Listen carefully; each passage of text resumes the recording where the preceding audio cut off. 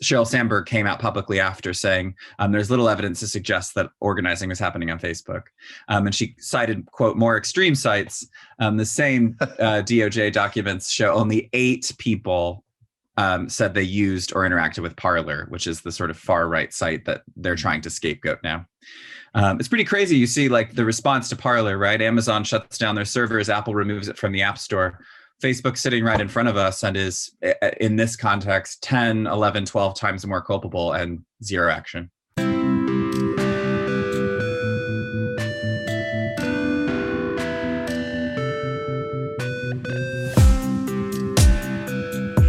Lovely. So welcome to another episode of Chatter. Today we are talking with Kyle Taylor, the founder and CEO of Fair Vote UK, who were actually part of the campaign that helped expose Cambridge Analytica's data scandal.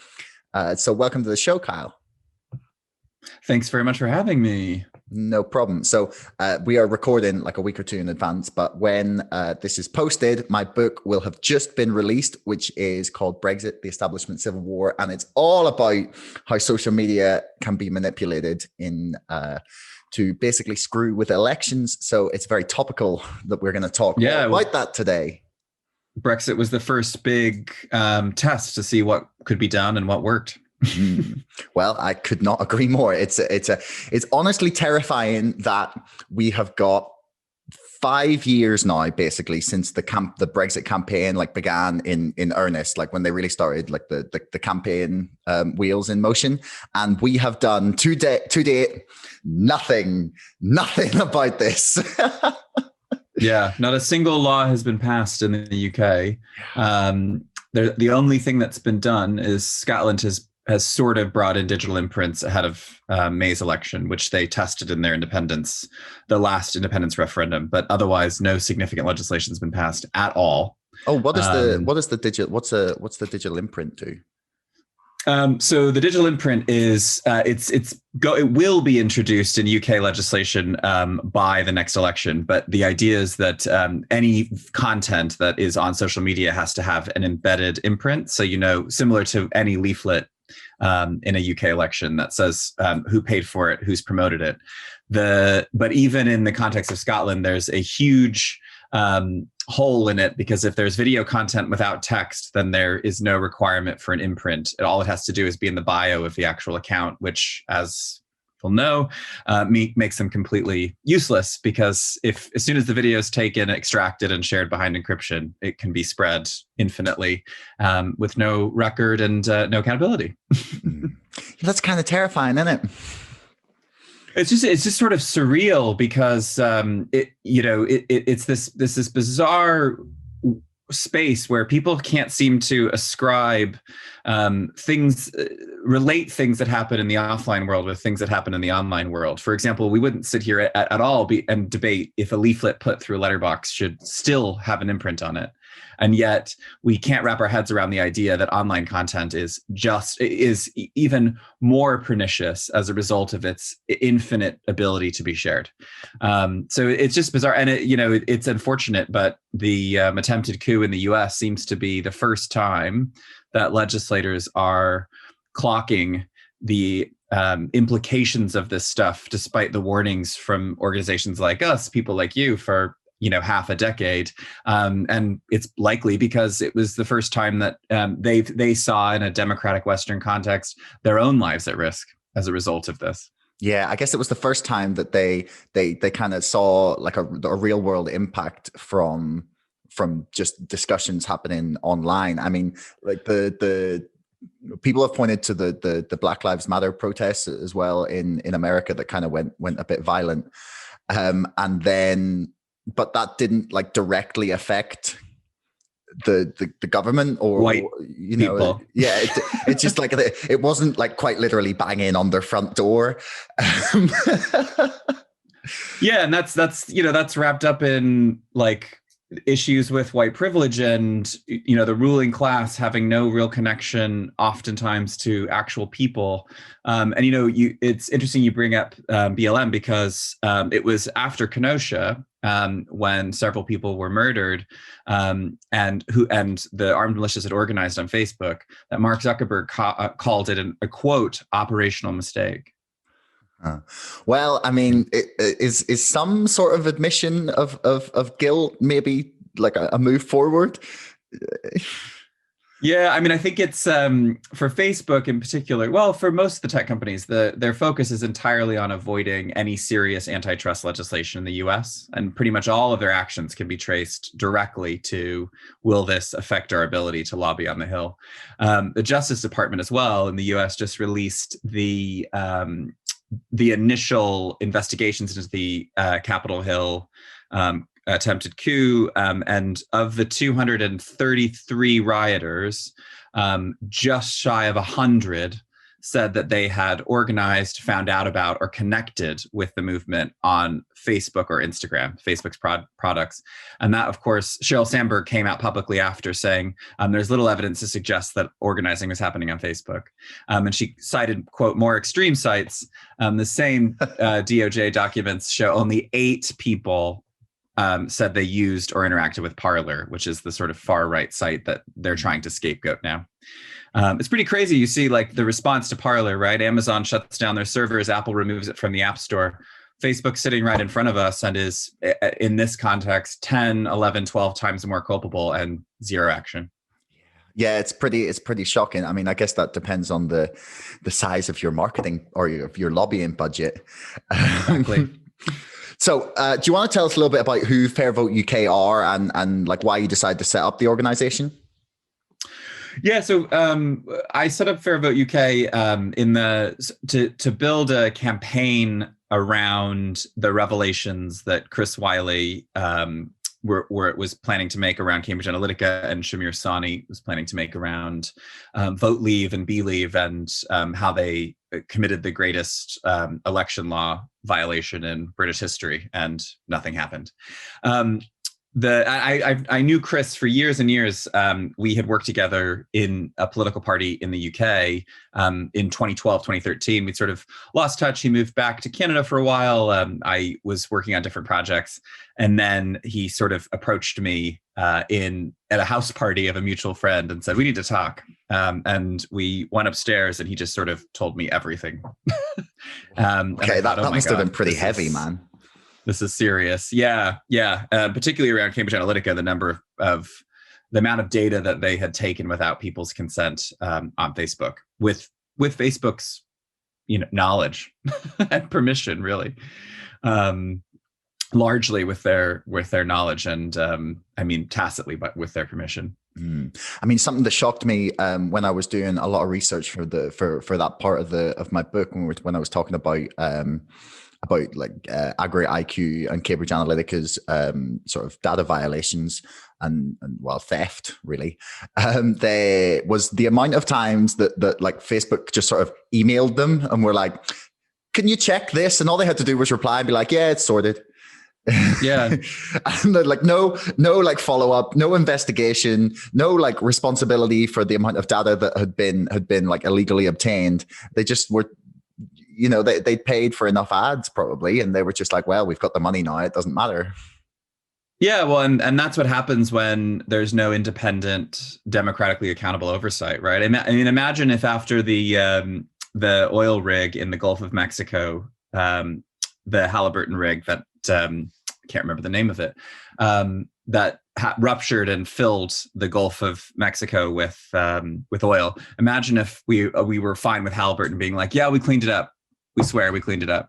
I mean, it was unimaginable, right? And so it's crazy. I mean, even yesterday, Facebook said again, oh, we're really gonna seriously stamp out COVID vaccine disinformation and vaccine disinformation more broadly. And it's like, well, you've said this several times before, and there's no process by which anyone confirms whether you've done that. You're supposed to take you at your word. Yeah.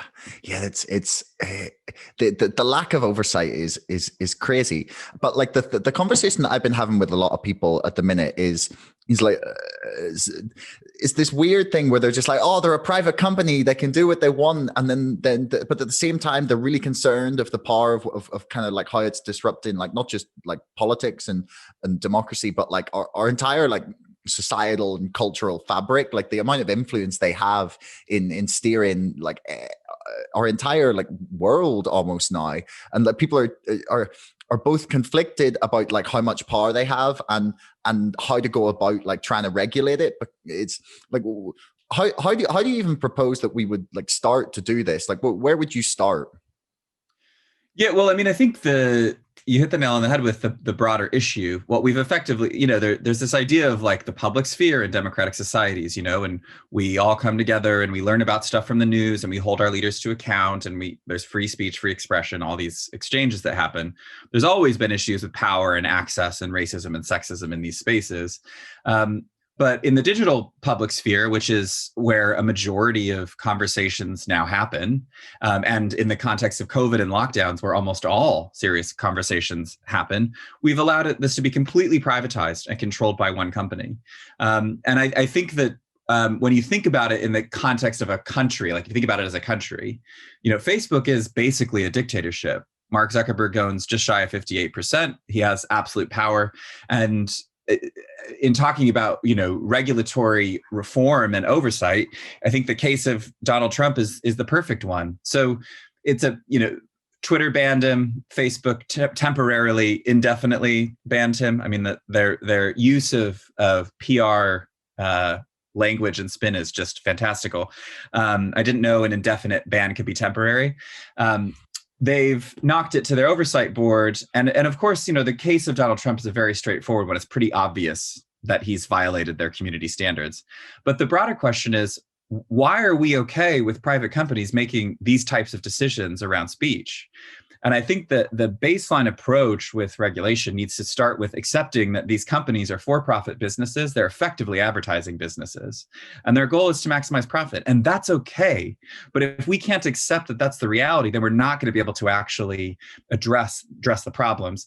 I think the big question is not how you deal with antitrust issues, because it seems that's much more straightforward in the traditional way in which the United States in particular has dealt with corporate power, but more around the misinformation, disinformation ecosystems and the incentives that sit behind them. So I'm talking about algorithmic editorialization of content that is incentivized to drive people into more extreme positions.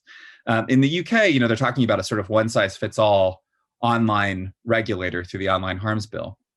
But I think we also need to accept that all of these business models are different and their core product is different. And they're effectively public utilities at this point.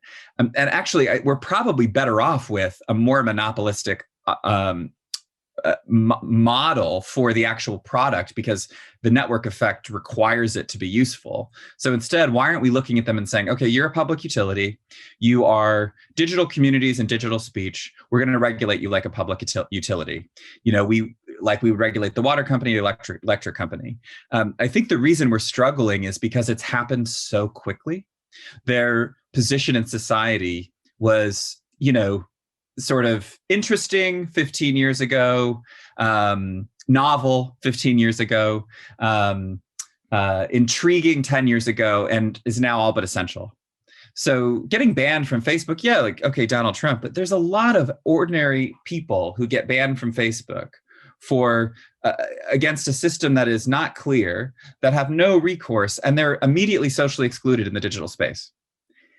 I mean, that is a huge impact on someone's life. We talk about mental health, all these contributing factors. So for me, regulation starts with accepting the reality of their business model and objectives and acknowledging that it isn't aligned with societal interests, and then approaching them as public utilities in a model that focuses on the companies themselves as opposed to the industry as a whole. You talked about people having a right to like recourse if they get banned, and I remember watching an interview with Jack Dorsey from Twitter, and he was getting pushed pretty hard on people who've been banned having no way back, because it's this really weird thing that's come in our society in the last 5-10 years, where things that you say like label you for life. Like people don't have the right to like change their mind on things and say, look, I was wrong. That's not the right way I should have said it. I've changed my mind on this, and like come back from something. When for like in years gone by, you could have said something that would have perhaps the BBC would have said, yeah, we're not going to have you on our programs anymore, or the Times would have said, yeah, you know, you're not going to get a column with us anymore because of what you've said. And then someone, you like say maybe a few months, a few years could go by, and then you could go back to them and say, hey, look, I've changed my thoughts on this. Here's my like new perspective. And you would have a chance to get back into like the circles of being able to publicize your message essentially. Or say you got banned from like a community center for like saying something that was, I don't know, out of order in whatever way. You would still have the recourse to go back to like the council of or whatever and say, yeah, look, I'm sorry. Can you like reconsider? I've changed my mind, or so on. Like, how would you propose we like almost force a company to accept that they have to have like a review or a review process? And should we allow them to set their rules for that and their own processes, or do you think that's something that we should legislate for? Well, I think the first thing we have to do is say, is having access to digital speech now a basic human right? Right? Is that the baseline where we now sit? And if we accept that, yes, then that means there has to be a fair, open, transparent, and democratically accountable judicial system to assess someone's rights to access this speech, right? And I think it's interesting you're talking about nobody can ever be forgiven for something they've done. I think there's this absolutist frame that's been put on this as well, and somehow there's comparisons made of someone having an opinion 10 years ago that they've rightfully learned more information and changed their mind and evolved. Great. As opposed to someone who has committed sort of a, unforgivable offense, sexual assault, rampant transphobia, racism, etc. And there's this, it always ends up in this place of like the free speech argument. Oh, we're censoring. And what I find, it was really a factor of two things of social media once again, right? So over the course of a decade, we've all been driven into silos. And this has led us to a place where we struggle to handle any type of adversity to our point of view. So we can't even entertain a debate about an opposing point of view. Now, of course, is a point of view legitimate? Well, it depends. Like the core thing here is the idea, like the complete loss of common sense around this. The idea that we cannot see that Donald Trump inciting an insurrection is different than Black Lives Matter protesting for equal rights and justice is something that's entirely new. And it's a factor of this failure to ever be socialized into the idea of adversity. And so all we want is exactly what we want. And from the tech company's perspective, all they want is for you to have exactly what you want, because you'll stay on longer. And the longer you stay on, the more ads they can deliver you. That's a really interesting perspective. Actually, I hadn't really considered that the reason that they were happy to ban certain people was to keep the majority happy. That is, yeah. Well, their revenue stream's happy. I mean, look at the convenience of banning. Look at their convenience of banning Donald Trump. Donald Trump did the exact same thing over the summer with Black Lives Matter protests. And around Liberate Michigan, Liberate, in 3 states, he was tweeting, liberate this state. Telling the Proud Boys to, stand back and stand by. Charlottesville in 2017, where he said there were good people on both sides. Like, his actions are not new. What's new is that he was no longer going to be president in 2 weeks. So it doesn't matter if he's still allowed on the platform. Yeah. And that's privileged speech, that's privileging one person's speech over another. Once again, we're saying, okay, because he's the president, he has more latitude with what he's allowed to say. It's insane. I think like for me, the issue becomes like if like for me, I think the issue is like they have like their standards and rules, and they, like as you mentioned, they don't apply them equally. But like for like things that like there's still murderous dictators on Twitter, but Trump can't have a And Twitter Facebook. account, and Facebook, but Trump can't have a Twitter account. That really, like that there's something there to be talked about as well for me, that you just like, if it's like, okay, like if we're going to accept that these companies have their like set guidelines, like I'd love to see them like actually apply them and explain how they're applying them, rather, like, especially one of the ones that gets me is YouTube as well, because they'll just like demonetize or ban videos and not explain why, with no explanation. And it's that lack of like recourse and transparency, as you mentioned earlier, that really concerns me.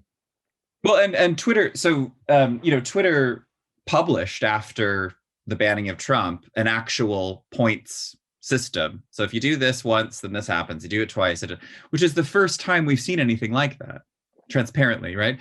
And the question of sort of how do you regulate that? Well, there are lots of different models, but one is to say, okay, there is a auditor of regulators. So you pass legislation and you say, okay, tech companies who social media companies, digital advertising companies, let's just call them what they are. You have to have a hate speech policy.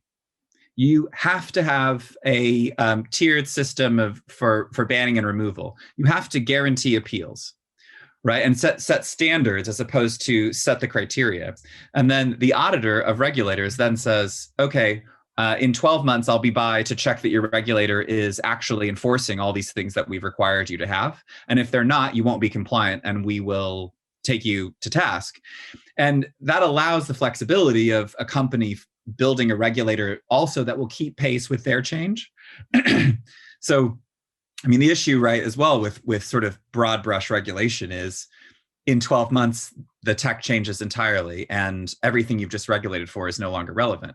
But if you force the company to co-regulate with the state, then they're also forced to keep their regulator up to pace with what they're doing. And they have to fund it themselves, which is literally the least they could do. The bare minimum would be them paying for the co-regulation and oversight that they require. Where do you think, because something I've heard like some people discussing is that like we should be dealing with these bans through lawsuits. So say if you consider like Facebook or Twitter to be the and it is especially now given the whole lockdown situation, like the digital town square, and that anything that you could say in a town square should be allowed online. Like and then if something is considered like incitement of violence or the equivalent of like say shouting fire in a crowded theater, and where we like people have made the argument that there is like already like legal precedent for what speech is allowed, and that we should be applying that to like companies online. Like how do you balance that with then attempting to not let people just tell lies? Well, and so there's, I think, two aspects. So the first is sort of the overarching principle, right? Like people have freedom of speech, but they don't have freedom of reach, right? You have the right to, in the town square, tell a lie, but do you have the right to infect that lie into hundreds of millions of people, where we see a situation where half of the population of the United States and 60% of the population of France doesn't want to get vaccinated in the global pandemic. And a lot of them say, I've learned about this on social media. So there's that freedom of speech versus freedom of reach piece. The second, I think it's interesting, the idea of, what you can say offline versus online, because the threshold online is much, much lower, or excuse me, much, much higher to actually get into trouble. Right. I think about when we launched, because we launched with information relating to Brexit. Again, this is one of those absolutist things, right? If you voted Remain, then anything you said or did was directly related to the fact that you voted Remain, and it was all this side agenda. There couldn't be any validity to it because you voted Remain, and therefore your opinions no longer matter. After we launched with publishing evidence, and mind you, Vote Leave was found guilty by the Electoral Commission of breaking electoral law. So it wasn't as if we were pursuing something that wasn't true. I got the most graphic death threats. I mean, how someone was going to hang me, what they were going to do to each limb after they hung me. If somebody said that to me in the street, that would be immediate action, right? I would have recourse in the justice system that's been established over hundreds, if not thousands of years in the form of case law and so forth. Online, it's like, oh, is it a credible threat? Like, what? So we're socializing people to the idea that it's like totally acceptable online to say things that you would never say, or for that matter, do offline. And that's the question about these benchmarks again. Like, why are we not applying our normal benchmark systems that we know online? Why are we treating it like such a different space when the implications are often offline harm?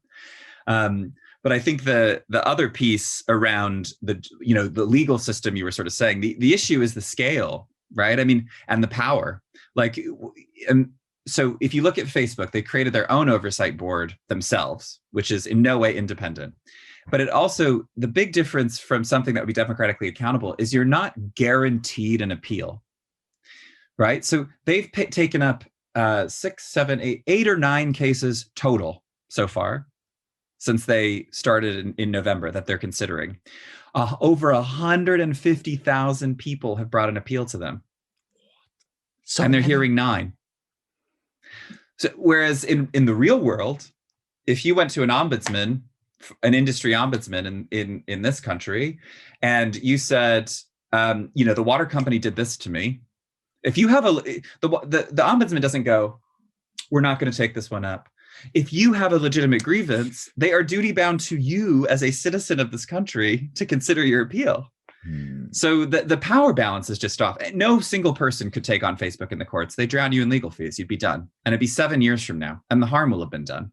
I mean, there's one guy who is like fearlessly going for it. His name is Maximilian Schrems. He's an Austrian dude, actually, and he's been like challenging Facebook on data privacy stuff for about 6 or 7 years now, and he is very slowly getting somewhere. But he's like, it's a crusade. Like that he's willing to just throw everything at it, and like, fair play to him. I mean, there's a short section on him in my book just because I thought it was such a noble thing that he's like. It takes a seriously stubborn guy to go, you know what, they're worth what, 800 billion, I'll beat them. Like, yeah, and if you've got the means, absolutely, but the day-to-day harms of particularly marginalized and vulnerable communities, they're not in a situation where they can get themselves into a lawsuit that goes on this long. And the hope is that cases like, is it Maximilian? Maximilian Schrems, yeah. Like Maximilians will create case law or a basis by which people can bring claims in other places, right? And say, actually, no, this isn't acceptable. It's the scale. I mean, this and part of this is the other reason why society as a whole is struggling to comprehend the harm, because the amount of information, the amount of people isn't something that it's the large numbers theory, right? Like, you get to a point where, like, why is our world becoming so okay with the idea of billionaires? Well, it's because nobody can conceive of the idea of $1 billion or £1 billion. So it's sort of like, that's not real. And, Facebook, I dialed into their last quarterly earnings call because I wanted to hear about how they were next going to try and monetize our way of life. And it was interesting because they were talking about how they want to mimic offline communities in a virtual space to create new monetization pathways. And the example Mark Zuckerberg gave was his synagogue, and how he wants to bring it all online and then, I guess, create monetization pathways, right? But the other big theme of their earnings call is everything around. I completely lost my train of thought. Monetization pathways. Maximilian lawsuits. completely forgot. Leave It's it. all right. I'll edit it. I went on a tangent and then. Yeah, it's all right. It happens to me like literally almost every single podcast I do. I'll start something and I'll forget where I'm going with it. I get so hyped up and then I'm just like, so irritated. And then I think, oh, oops.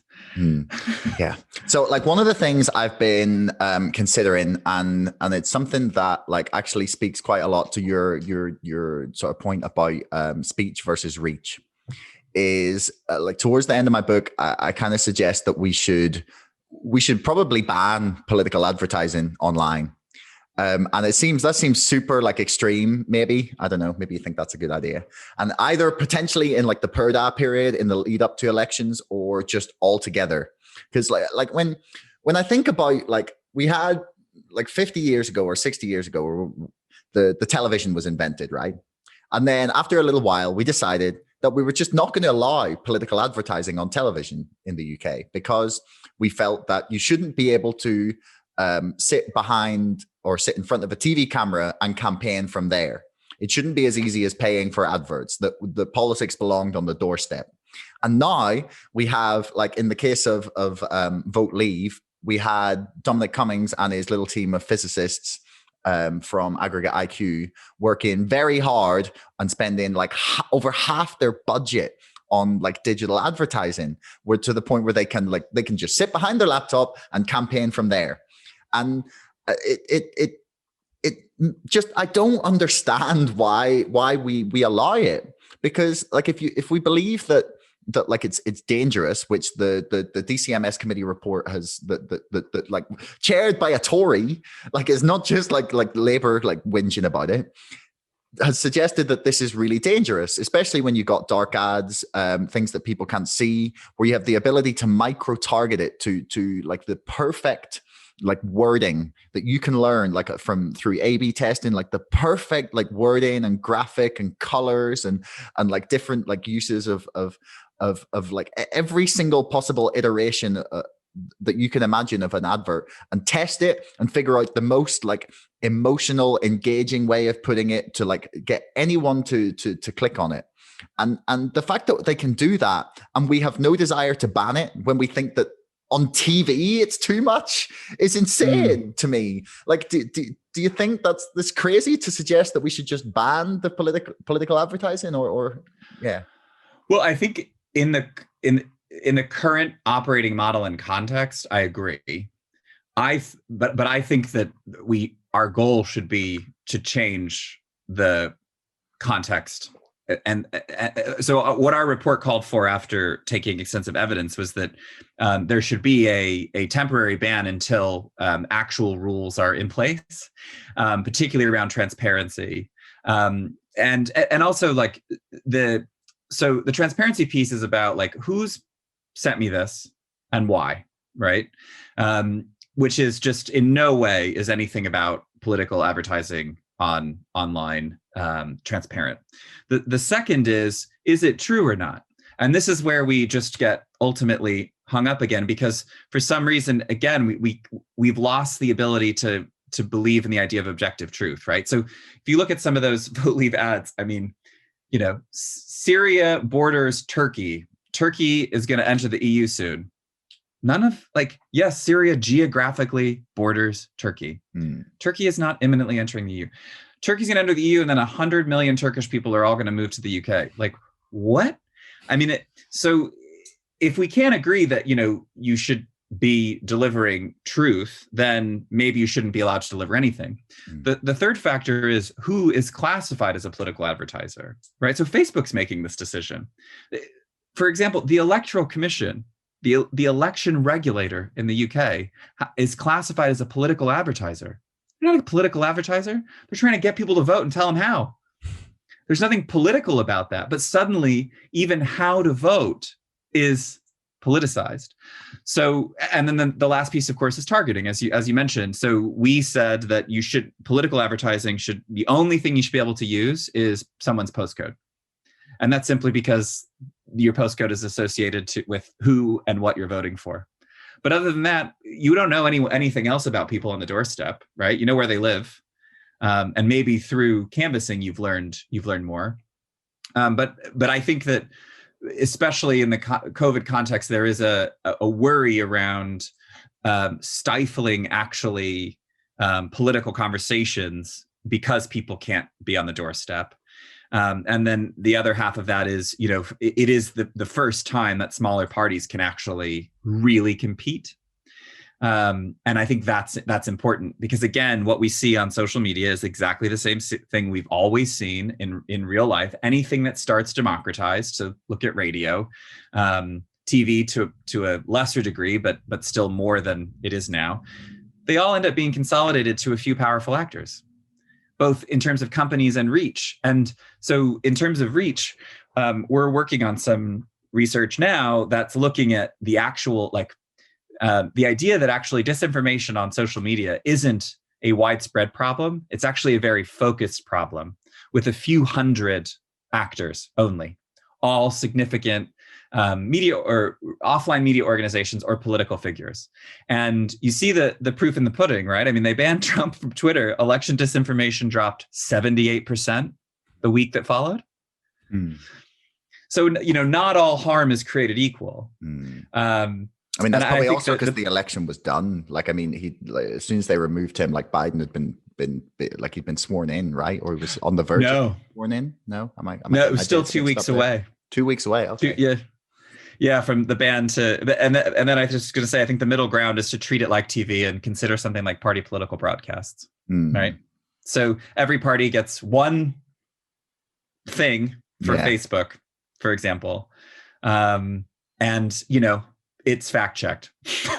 yeah, that would be excellent. I mean, there is the one thing I do get concerned about is who becomes the arbiter of that objective truth, because a point that Brett Weinstein made to me or a while ago when I really started this podcast, he said that the problem with trying to define truth is that often there's things that aren't quite true but have a kernel of truth in them that then you can't say it's all untrue, but you can't say it's all true, and that trying to draw that line is all but impossible. It's like trying to mark a Sharpie on the sea. And for me that becomes my concern about it. As much as I don't like in the private companies being the arbiter, I'm not so sure I'm comfortable with government either.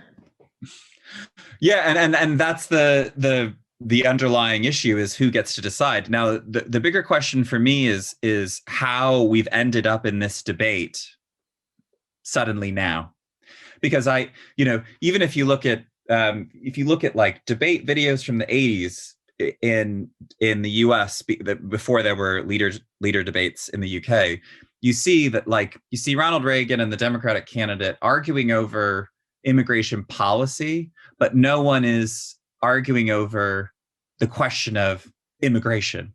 You see what I mean? Yeah.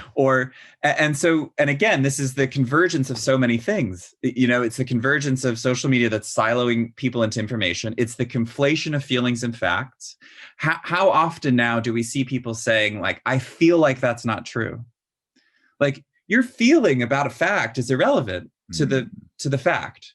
And it's that affirmation environment that is incentivized by advertising that doesn't ever want to make someone feel wrong, because God forbid you feel wrong. And what's happening on the side of that is there's these huge structural shifts happening in society, particularly around labor and work.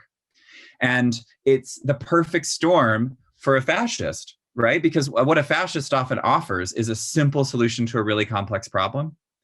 And that's where, and when you're the person being harmed, so let's talk about, automation in the context of work. What do you want to believe? That there are huge structural shifts and we're driving into automation, so the whole nature of work is going to change, or this immigrant took your job? One's way easier to accept as true, and you can point to the problem. And it's the same with climate change and all of these huge issues. It's a wish that they weren't true. And that to me that's the much more frightening piece. Because authoritarianism, fascism, populism thrives on chaos.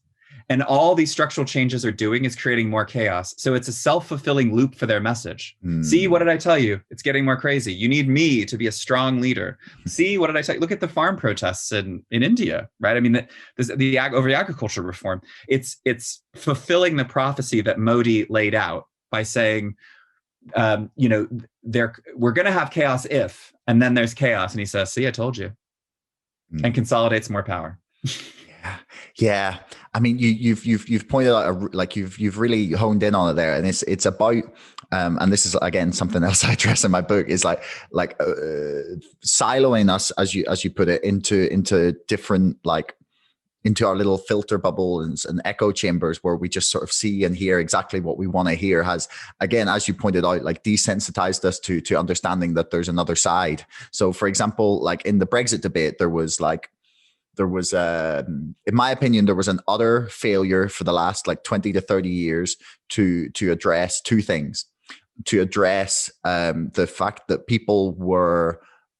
some people were uncomfortable with the levels of immigration, especially when it got to around sort of 2005 and beyond, when we had admittedly a lot of people like coming from Eastern Europe and different parts of the world to Britain. And like, that's like, it's a legitimate, like, if you think that there's like a level of immigration that's too much, like, you can debate over whether, like, how much you think is too much. But like anyone that like mentioned it was immediately branded as a racist.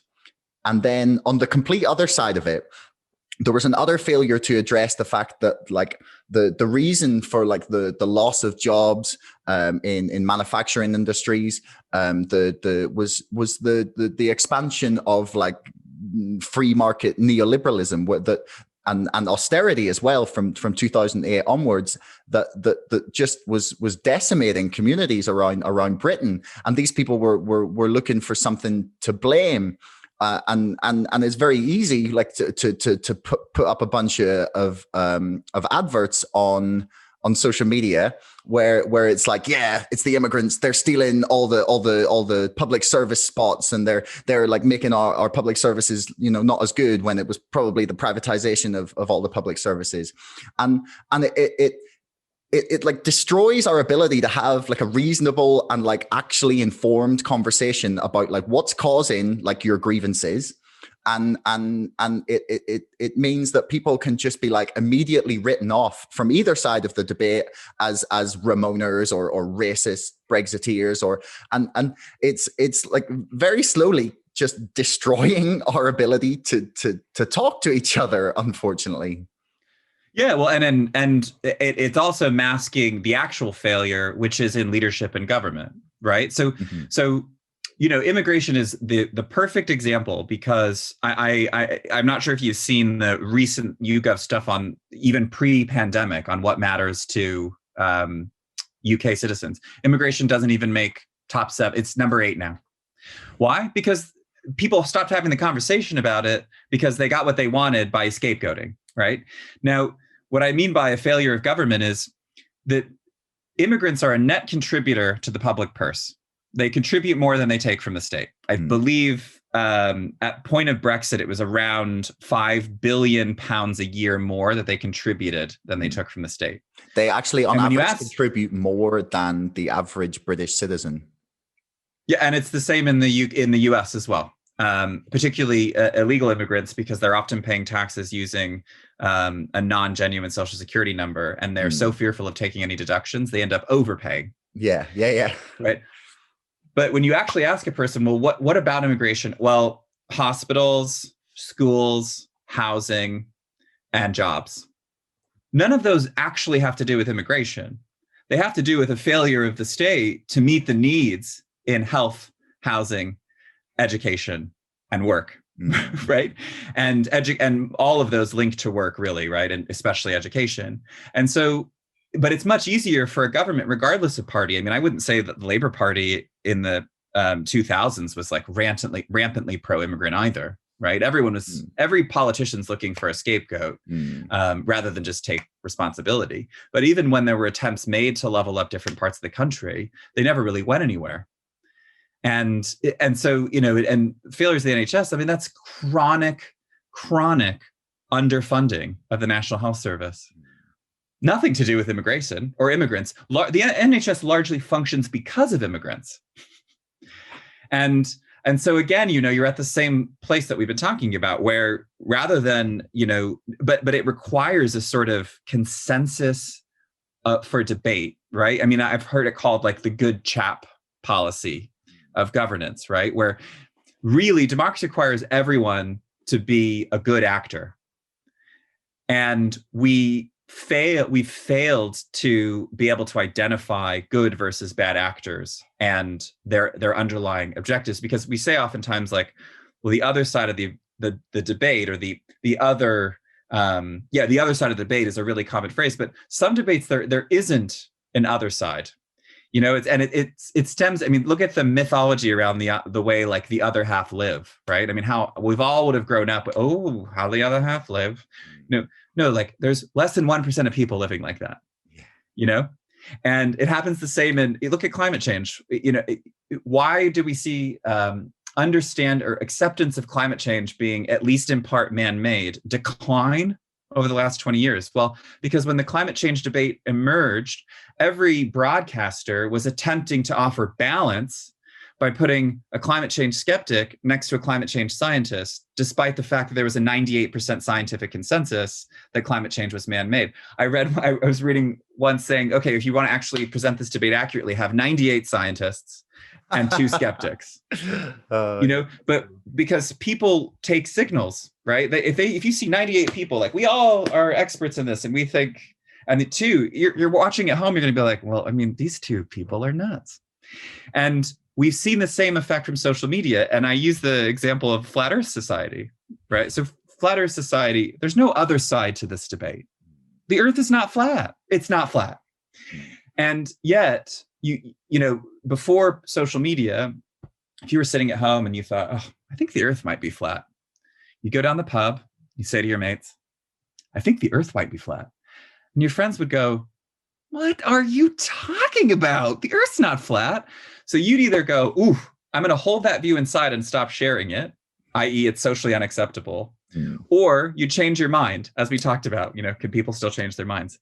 Now you just go on Facebook, you join the Flat Earth Society, and you're like, 3 million people just like me. We all know the truth and nobody else does. And that's the reciprocal danger and harm of social media, is it doesn't allow for stamping out of things that are dangerous to social cohesion and our special existence, right? Not dealing with climate change means we could not have a place to survive anymore.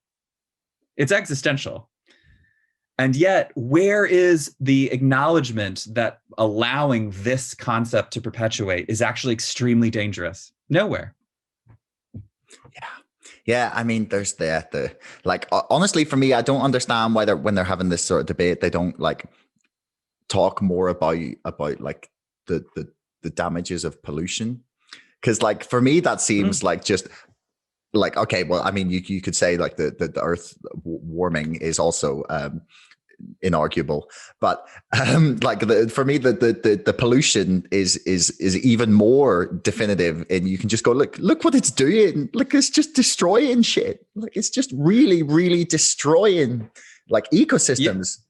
Overconsumption of meat, but instead what we get presented to us benevolent billionaires in the form of, I use air quotes because I should say that as well, in case your people aren't watching this, air quote, benevolent billionaires get presented to us as heroes who are going to take us to another planet, right? So there's this distraction of constant delivery of, we're going to Mars, we're going to colonize Mars. And I'm not saying that that's inherently bad or we shouldn't be pursuing those objectives, but it's used to distract from the fact that our one environment that we do have is becoming inhabitable over time. And the real thing to say for people to think about is, do you think you're going to be on one of those early rockets? Yeah. And again, that's the disparity, the broader disparity in society that will lead to a situation once again where we're watching the wealthy go to another planet while we're left with trash piling up around us, being like, can I buy some oxygen, please? Yeah. And it sounds extreme, but the climate emergency is no joke, We're talking 2035, right? At this point. Yeah. I mean, I literally, like, just before we started this, I was doing a podcast with Rupert Reed, which will be out by the time this is posted. And he was a spokesperson for Extinction Rebellion. So I'm just fresh off that discussion. Exactly. I mean, and instead just another point of just to say about that, because it will tie in, is the tunnelers, right? In London right now, there's people tunneling under Euston Square to stop HS2 and some more to try and stop ancient trees. And the narrative is these lawbreakers, blah, blah, blah, right? So there's still this frame of like, well, they're breaking the law, as opposed to they're attempting to save our species. And when I think about the consequential shift that happened on January 6th in conversations about social media, I am wondering what the similar event will be in the climate change movement, where you no longer have to win a public relations war. Now people now go, okay, actually, social media can be harmful. So we can now actually finally get to the solutions. But it took an attempted coup in the quote unquote beacon of democracy for this to happen. Yeah. I mean, it's pretty stunning that it took that and then I'm not even sure that they're going to go about it the right way at this point. Like, I think they're the immediate, like, scapegoating of Parler was like a great example of the fact that these companies are going to do absolutely everything possible to not take responsibility for in the way in which they influence politics and society. Why do you think it is that politicians in the UK have done nothing about it? Because this drives me insane. Well, I mean, I think it's, I think it's well, there's two reasons. The first is just taking off your point. In 2020 was the first year where tech lobbying spending in Brussels and DC exceeded oil and gas. So we've reached the tipping point of who's now the most influential lobbyer, right? And, we're a team of 3 in the UK leading this push for the, online harms in the context of democracy. Facebook is, one of the wealthiest corporations on earth. So there's the imbalance of ability to influence. But the second more sort of underlying factor is literacy in these areas. So it's simply that legislators are not digital natives. These are all learned skills. Every way in which they understand and comprehend them is in relation to something from their own life experience. So be it a newspaper or a TV broadcast. So the actual impact, the ability to assess the impact, it's like telling someone about television who grew up, who remembers the Telegraph, right? Like, that's the leap step that we're talking about, the lockstep that we're talking about. So for me, it's just, in my experience, it's an absolute lack of literacy and on these topics. And that's actually what my book is focused on, is this basic literacy of what is this stuff? Like, what is a cookie? What does it do? And if we don't, we cannot assume that legislators are somehow fully equipped experts in these areas. And we also do not want them to turn to the tech companies to explain it all to them, because the explanation will, of course, in no way involve them. No, of course not. I mean, I am a little more cynical, aside from just, I think the literacy is a serious problem. I am kind of the belief that they have no desire to legislate for a like Wild West of like propaganda that they can pump out that will quite potentially benefit them. Like the people who ran the Leave campaign, like the heads of like Michael Gove, Boris Johnson, etc., are sitting at the top of government, and they also they benefited exceptionally from the amount of money that was poured into the 2019 campaign that was, again, like mostly spent on digital advertising. And I think that they see the power of it, have no desire to regulate it and make it a more sort of like transparent and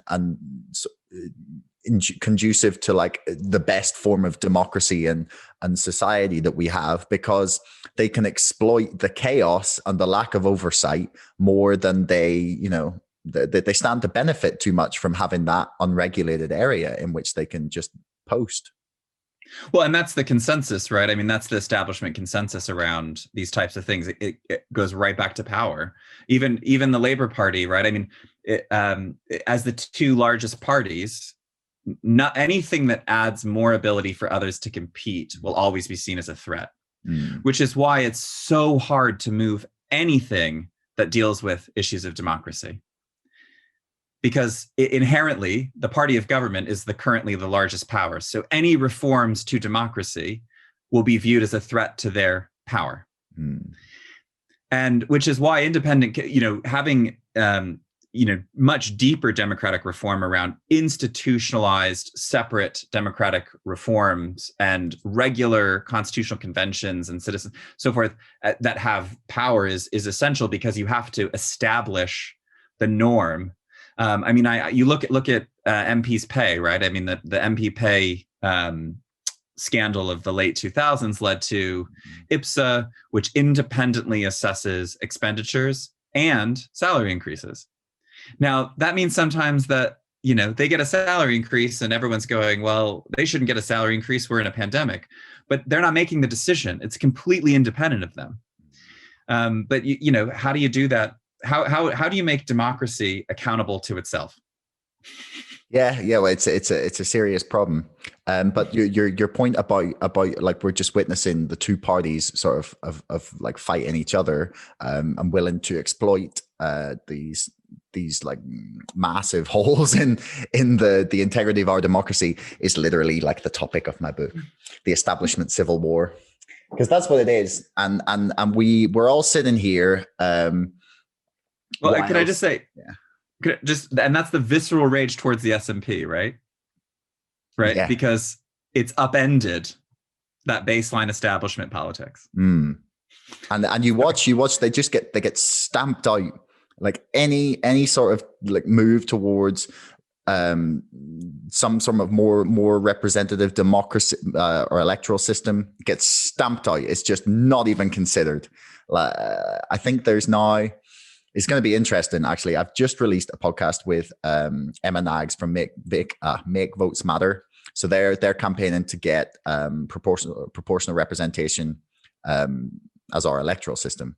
And they are trying to lobby the Labour Party for this year's conference to have a vote on it, because they consistently find that like 70% plus of Labour members want proportional representation, but the party won't go for it, because that would put an end to the two-party system. Oh, absolutely. And if you look at Germany, I mean, as in terms of a coalition model, right? I mean, that actually, the country benefits greatly from forced compromise. But once more, I mean, we're talking about, the hyper polarization and siloing of views as caused by social media. The idea of coalition government would be untenable to people. I mean, look at the last coalition, which was fairly stable, not too extreme any direction, but somehow like just, horrible for everyone. And I think it was a fascinating case study in how why that doesn't really work, because it's jockeying for absolute power. The incentive is absolute power. And until you remove that as an incentive, I mean, I don't think New Zealand until this last election hadn't had a single party government in, I want to say, a generation. Whereas, and the same is true in Germany. I mean, it's always a coalition, right? So everyone knows, okay, this is what my party would do if they were there by themselves, but I understand they're going to have to negotiate to form a government. And then that trickles down to some degree, hopefully, in society, where people just more broadly think compromise is good and essential and necessary. Just like white supremacy and authoritarianism trickled down from Donald Trump's Twitter account. Yeah. Well, that seems like a very positive note on which to end things. But Kyle, thanks a lot. Is there how can people get involved or signed up with Fair Vote UK if they want to learn more or try and help with your cause?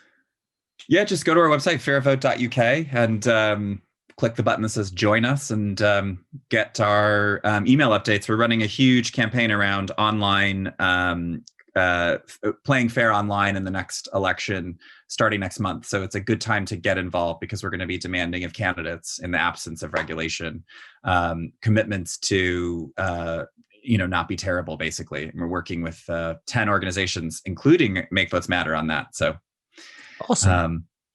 Great. Yeah. Thanks so much for having me. No problem. No, yeah, it was a pleasure. Buy my book, everyone. Buy his book. Yes, exactly. You heard it from Fair Vote UK.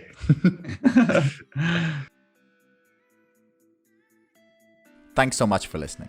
If you haven't already and you enjoyed this episode, please subscribe to this podcast and to our mailing list. And don't forget, my book, Brexit, The Establishment Civil War, is now available for pre-order on Amazon. You'll find the link in the description below. Until next time, thanks so much for listening.